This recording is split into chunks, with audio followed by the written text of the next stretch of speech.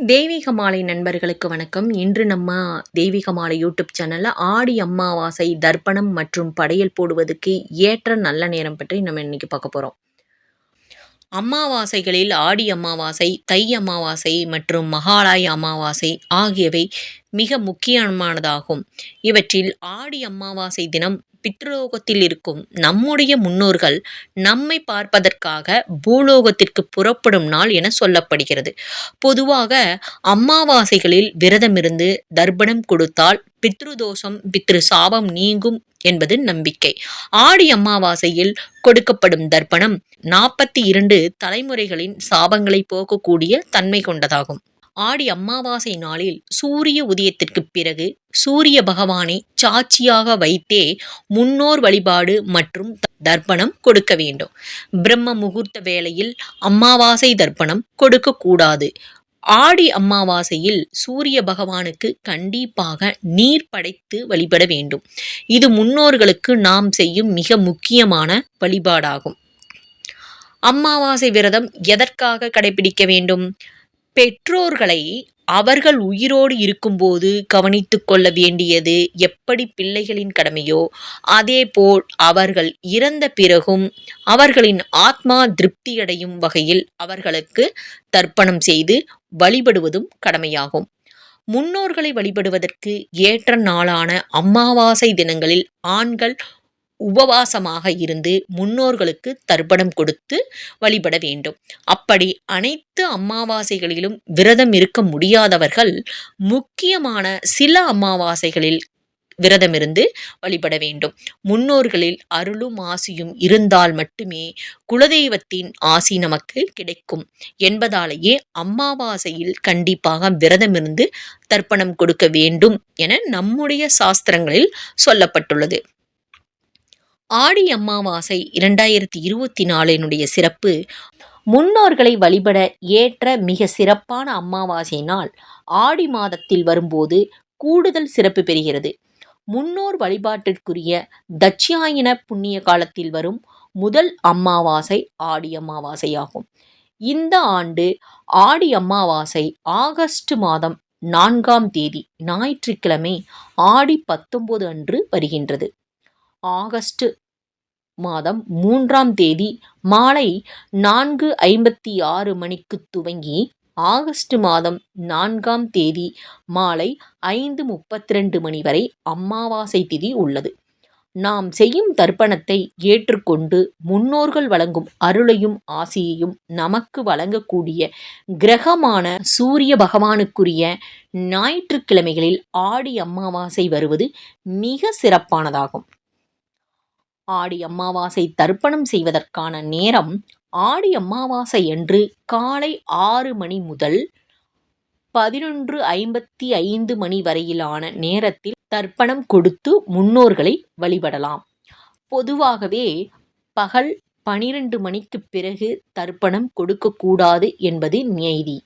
அதிலும் இந்த ஆண்டு ஆடி அமாவாசை ஞாயிற்றுக்கிழமை வருவதால் அன்றைய தினம் பகல் 12 மணி முதல் 1:30 மணி வரையிலான நேரம் யமகண்ட நேரமாகும். அதனால் அதற்கு முன்பாக முன்னோர் வழிபாட்டினை நிறைவு செய்வது சிறப்பானதாகும். வாய்ப்பு இருப்பவர்கள் கடல் சார்ந்த மற்றும் நதிகள் சார்ந்த இடங்களுக்கு சென்று புனித நீராடி தர்ப்பணம் கொடுக்கலாம். முடியாதவர்கள் குளக்கரைகளில் தர்ப்பணம் கொடுக்கலாம். இது எதற்கும் வாய்ப்பு இல்லாதவர்கள் வீட்டிலேயே வலது கையில் எள் வைத்துக்கொண்டு முன்னோர்களின் பெயரை சொல்லி காசியை நினைத்து கொண்டு கையில் வைத்திருக்கும் எள் கட்டை விரல் வழியாக வழிந்து ஓடும்படி நீர் ஊற்றி முன்னோர்களுக்கு எள்ளும் தண்ணீரும் இறைத்துவிட்டு சூரியனை வழிபடலாம். அந்த தண்ணீரை கால்படாத இடத்தில் ஊற்றிவிட வேண்டும். படையல் போடும் நேரம். முன்னோர்களுக்கு வீட்டில் இலை போட்டு படையல் போடுபவர்கள் பகல் 12 மணிக்குள் போட்டுவிட வேண்டும். அப்படி முடியவில்லை என்றால் பகல் 1:30 மணிக்கு பிறகு, அதாவது யமகண்ட நேரம் நிறைவடைந்த பிறகு படையல் போட்டு வழிபடலாம். வீட்டில் இருக்கும் முன்னோர்களின் படங்களை எடுத்து வைத்து அதற்கு பூ போட்டு ஒரு விளக்கு ஏற்றி வைக்க வேண்டும். பிறகு இலை போட்டு அவர்களுக்கு பிடித்தமான உணவுகளை வீட்டிலே சமைத்து நாம் வழிபட வேண்டும். காகத்திற்கு இலை போட்டு உணவு படைத்த பிறகே வீட்டில் உள்ளவர்கள் உணவு உண்ண வேண்டும். குறிப்பாக வீட்டில் இருக்கும் ஆண்கள் காலை முதல் உபவாசமாக இருந்து படையல் போட்ட பிறகே உணவு சாப்பிட வேண்டும்.